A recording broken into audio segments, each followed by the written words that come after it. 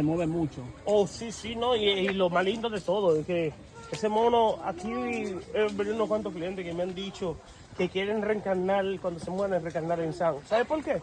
Deja relajo. ¿Tú no sabes por qué? San es el que mata a la mujer. ¡Ah, güey! Entonces San es el, ¿cómo que se llama? El alfa. El rubiroso. El rubiroso de estos monos se llama Samaná.